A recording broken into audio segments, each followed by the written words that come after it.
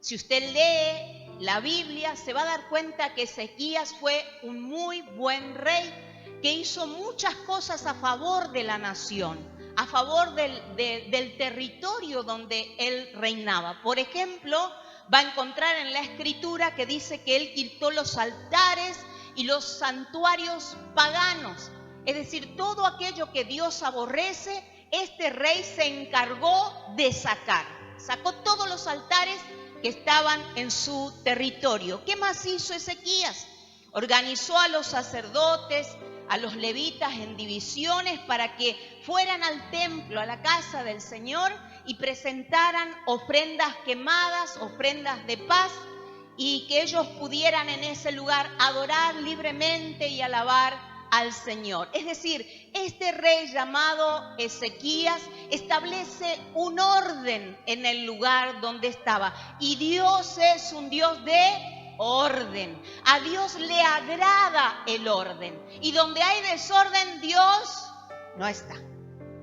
Así que lo que tenemos que hacer es, igual que Ezequías, ordenar las cosas en nuestra vida. Y eso fue lo que hizo este rey. Establece orden en el templo, orden en Judá. ¿Para qué es el orden? Para que pueda prosperar, para que la gente prospere, se establece primeramente un orden.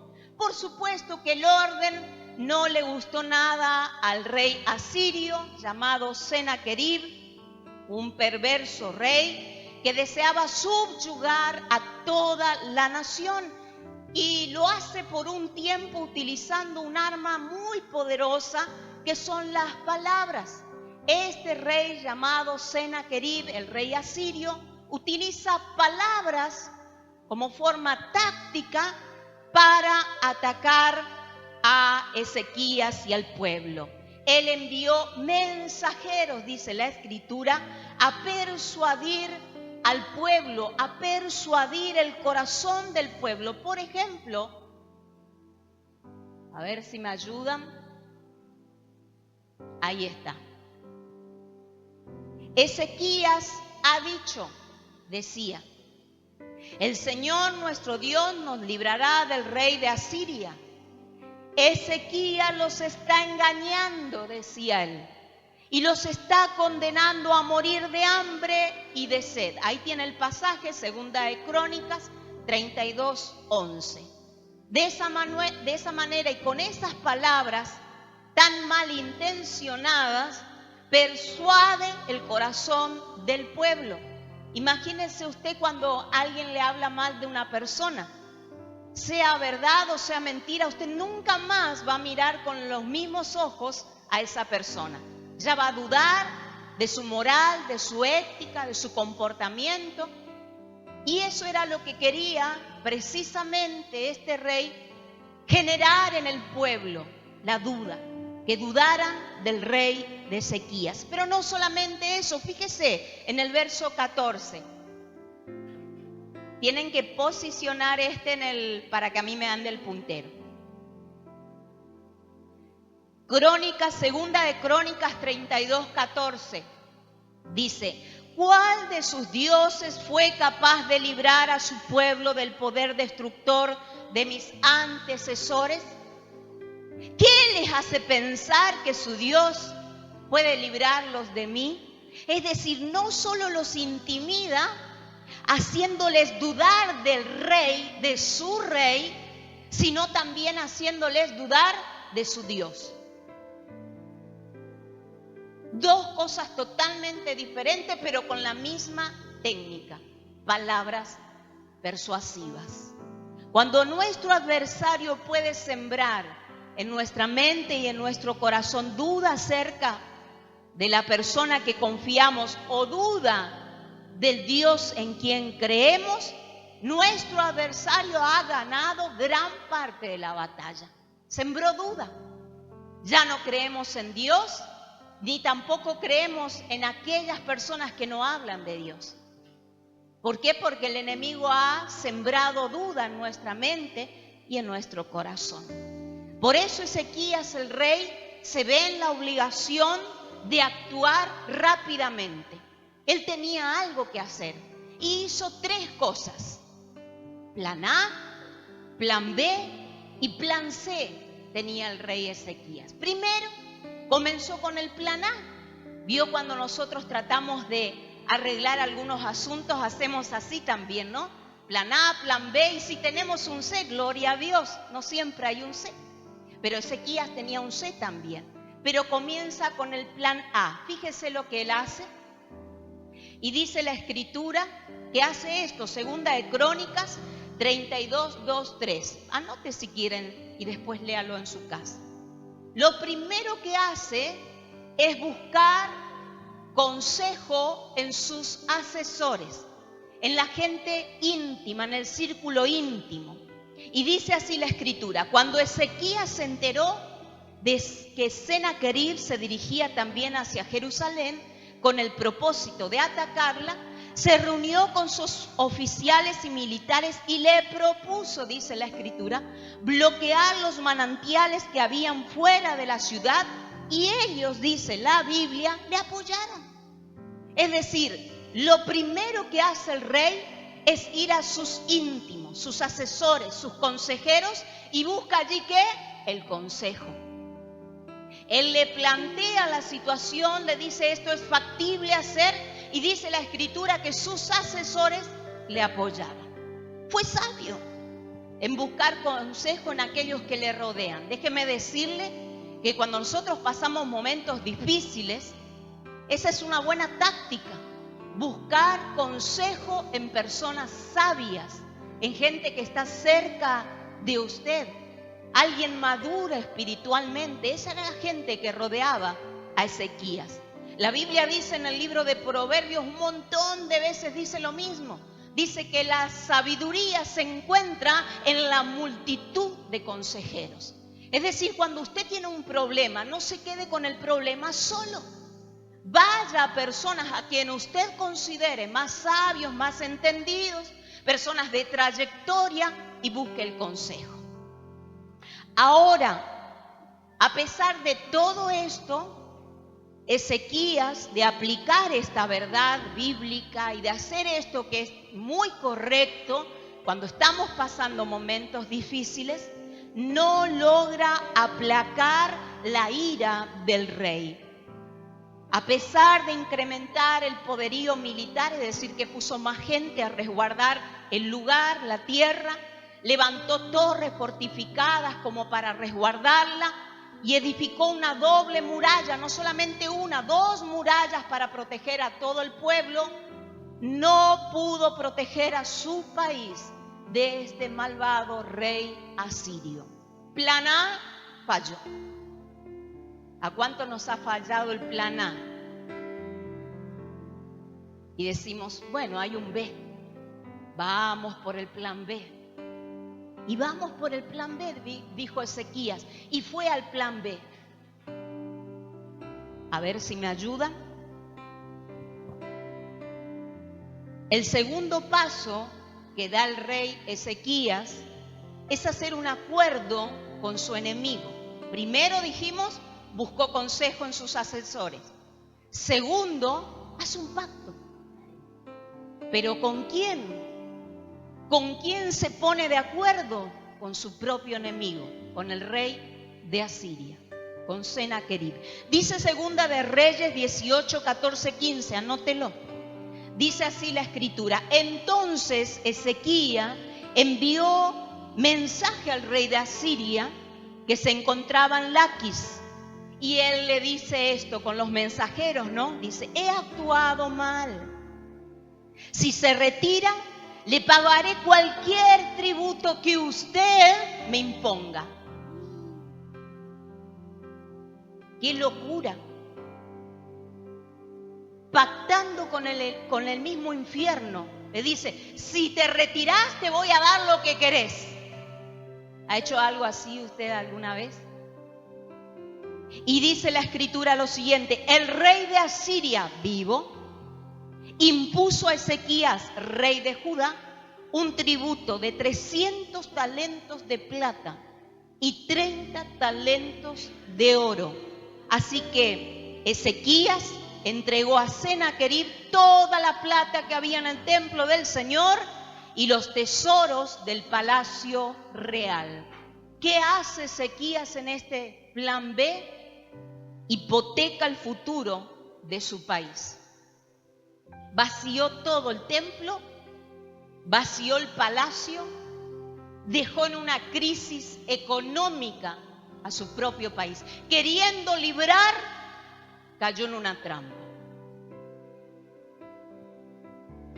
Decisión, por supuesto, que tampoco logró aplacar la ira del rey de Asiria. Y aquí hay una profunda enseñanza que nosotros, si abrimos un paréntesis, vamos a rescatar, querida iglesia. Satanás no tiene misericordia y es un grave error pactar con el infierno. En la desesperación muchas personas incursionan en lo demoníaco sin comprender o sin llegar a entender el riesgo que implica eso. Es decir, estamos tan desesperados, tenemos el agua hasta el cuello, queremos salir de la situación en que estamos. Se llama enfermedad, se llama deuda, conflicto matrimonial, lo que uno pueda estar atravesando, y parece que los días no pasan y todo va de mal en peor. Y el ser humano tiene una tendencia hacia lo oculto. ¿Sabía usted eso? Hacia aquello desconocido. Y comenzamos a caminar y a transitar caminos que a Dios no le agradan. Asuntos, por ejemplo, tan simples como exponer a un niño o una niña que le curen el empacho, no pasa el dolor de estómago, le pusimos la ranitidina, la dipirona, le inyectamos, no pasa, días de fiebre, de dolor, y el niño no cura. Y como la oración del líder y del pastor y de la iglesia tampoco soluciona mi problema, a la vuelta de mi casa hay una curandera que sabe curar el empacho y lleva al niño, a la niña a ese lugar. Usted está comprometiendo la vida de su hijo al mismo infierno. Cosas tan simples como tirar las cartas, leer el horóscopo, a Dios no le agrada, eso no es bíblico. Y si usted lee en la Biblia, dice que Dios aborrece esas prácticas. Dios las aborrece. Dios está en contra de toda práctica ocultista. Eso no proviene de Dios. Sin embargo, si usted me pregunta, ¿puede un cristiano incursionar en ámbitos oscuros? Claro que sí. La desesperación puede llevar a cualquier persona, cristiana o no cristiana, a caminar caminos oscuros. Y si usted me pregunta bíblicamente, yo le muestro un rey llamado Saúl. Usted conocerá la historia. Dice la Biblia, cuando habla del rey Saúl, que él veía al ejército filisteo avanzar, que le estaban por atacar, que lo rodeaba. Y dice que Saúl consulta al Señor y le pregunta, ¿qué tengo que hacer, Señor? En su oración, ¿qué tengo que hacer? El ejército está acampando, el ejército enemigo viene contra nosotros. ¿Qué tengo que hacer? Consulta a Saúl al Señor, está perfecto. Pero la Escritura dice algo interesante. Dice que el Señor rehúsa a contestarle. Lea la Biblia, va a ver que encuentra, y el Señor rehusó contestarle a Saúl. Es decir, no le dio la respuesta en el momento que él quería. Dice la Escritura, ni por sueño, ni por profeta, de ninguna manera Dios habló con Saúl. Hizo silencio el Señor, seguramente habrá tenido su propósito. Pero ¿sabe lo que hace el hombre en la desesperación? Bueno, Dios no me contesta, Dios no me responde. Y con la altanería y la terquedad que nosotros tenemos dentro, no aplacada por el Espíritu, dice que Saúl envía a consejeros suyos a conseguirle una medium, una bruja. Y lo hace. Y dice que Saúl consulta a esa mujer, a una bruja. ¿Cómo? Hermano, en la desesperación uno puede incursionar en caminos muy, muy tenebrosos, muy horribles. Pero Dios te guarde, Dios nos guarde de ir por esos caminos. Miles son los caminos que te llevan al infierno, muchísimos. Pero ninguno de esos caminos y nadie que esté en esos caminos te puede sacar de allí, solo Jesucristo, solo Jesús. Así que si incursionaste en algo oculto, si hiciste algo indebido, porque querías retener al amor de tu vida, porque querías que él o ella sea eternamente para vos y nadie más, y lo ataste con trabajos de brujería y de hechicería, Dios te dice en esta hora que hay camino de arrepentimiento, que es hora de arrepentirse. Dios te perdona al confesar tu pecado y Jesucristo es tu salida. Él es tu salida. No está todo perdido, todos nos hemos equivocado, pero cuando viene la luz y alumbra nuestro entendimiento, queremos cambiar de vida y queremos cambiar de actitud. Por eso el mejor consejo que puedo darte en esta instancia del mensaje es decirte que esperes en el Señor. Pero Dios no responde, dijo Saúl. No viene profeta, no me habla en sueño, no hay visiones. Espera en Dios. Espera en el Señor. Dios sabe cuándo te va a responder. Dios sabe cómo va a hablarte. Dios sabe. La Escritura dice: tiempo y oportunidad acontecen a todos. No te desesperes. Ya va a llegar la palabra, el mensaje del Señor, dándote indicaciones, instrucciones precisas. Pero no optes por caminos que parecen espaciosos. ¿Y sabes dónde te llevan? Dijo Jesús, a la perdición. Hay caminos, dice el proverbio, que parecen caminos buenos, son agradables al principio, pero sigue diciendo el proverbio, pero su final es de muerte. El tema no es comenzar a caminar esos caminos turbios, sino encontrarnos en el final y vernos con la soga en el cuello. Satanás no va a tener piedad de tu vida, porque él vino a matar, hurtar y destruir. Solo Jesucristo vino a dar vida y vida abundante. Amén. Y lo último que hace el rey Ezequías, falló plan A, falló plan B. Pero allí tenía el rey Ezequías un plan C, que déjeme decirle que fue el mejor plan de este rey, que tenía que ser el primero y no el último. Tenía que haber invertido los tiempos. Pero bueno, él es un rey, era un rey, un ser humano como usted y como yo, lleno de debilidades, lleno de flaquezas. Y por supuesto, se va a equivocar. ¿Cuántas veces se ha equivocado usted? Muchas, claro que sí.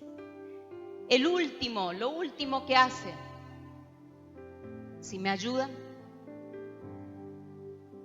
el último paso que da el rey Ezequías, que le da el éxito rotundo, y fue encontrar un compañero de oración.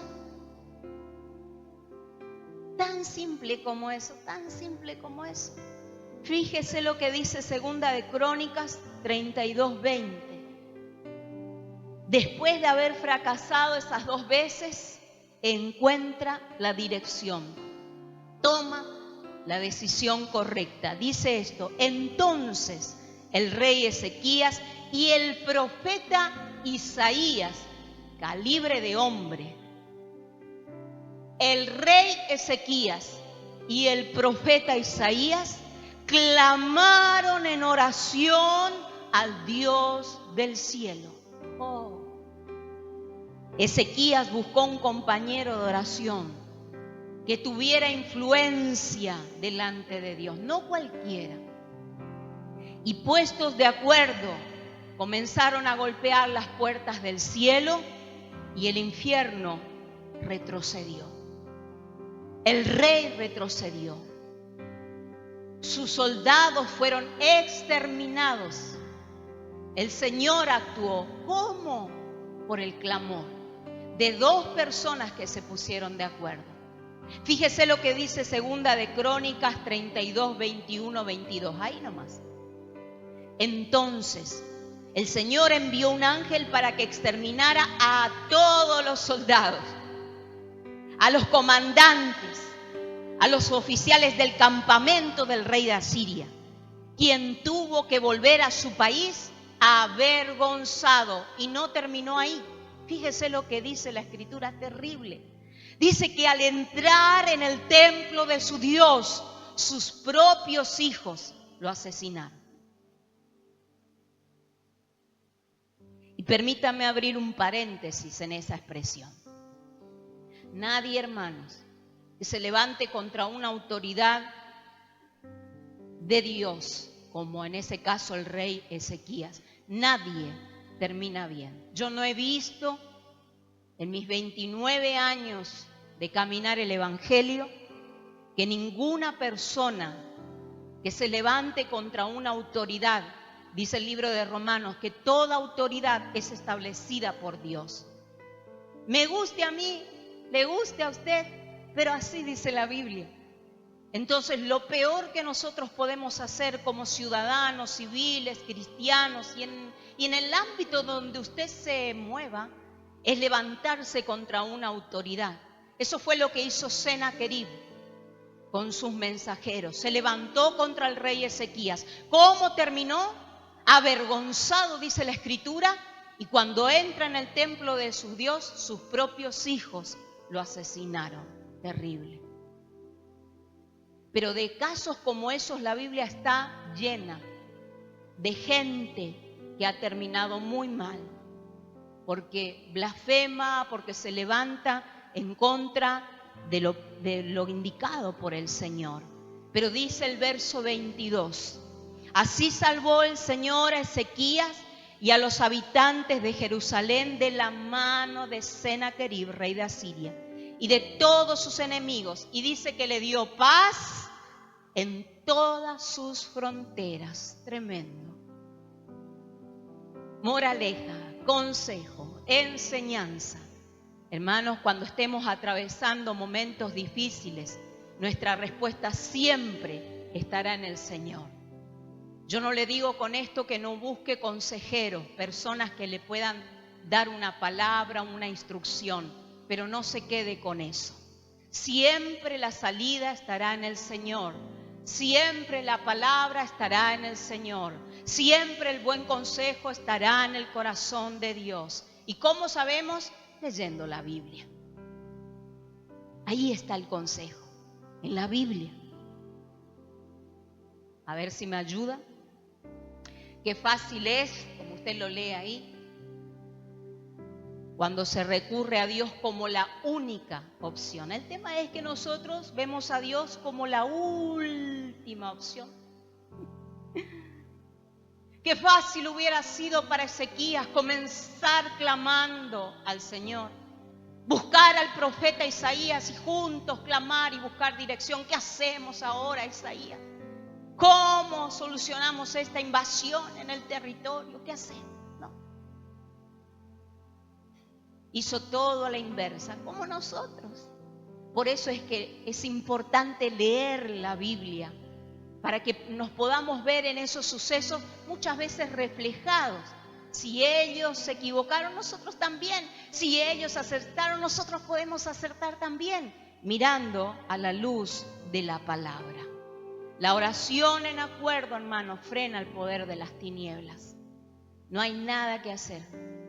Por eso Jesús dijo, si dos se ponen de acuerdo en pedir algo a mi Padre, en cualquier cosa, dijo Jesús, Él les va a responder. ¿Cuántos? Dos. En cualquier situación que podamos estar atravesando, en cualquier situación, momento, dificultad que podamos estar atravesando, Dios solamente pide dos personas puestas de acuerdo que clamen, que oren, que golpeen la puerta del cielo para que el infierno retroceda. Ahora, yo no sé cuál es la situación que podés estar viviendo. ¿Cuál es tu situación actual? ¿Quién es tu adversario, tu enemigo? ¿Qué situación estás viviendo en tu hogar, en tu casa, en tu familia, en tu vida personal? Eso que nadie sabe y con lo que estás luchando. Y decidiste no contárselo a nadie porque nadie es de confianza. No querés que divulguen tu dolor, no querés que divulguen tu situación. Pero yo te animo en esta tarde a no caminar solo con la carga, no caminar sola con el dolor. A buscar como mínimo un aliado en oración que sepa lo que te está pasando y que cada día puedan golpear la puerta del cielo en oración juntos y presentar tu petición al Dios que responde. Dios te responderá. Yo no tengo duda alguna que así será. Sea tu situación un hijo en droga, sea tu situación un conflicto matrimonial, sea tu situación una deuda económica, sea tu situación una salud deteriorada, sea cual sea tu situación, Dios te responderá. Dios te responderá. Ponete de acuerdo con una persona esta semana, como lo hizo Ezequías, y buscó al profeta Isaías y clamaron al Señor y Dios le respondió.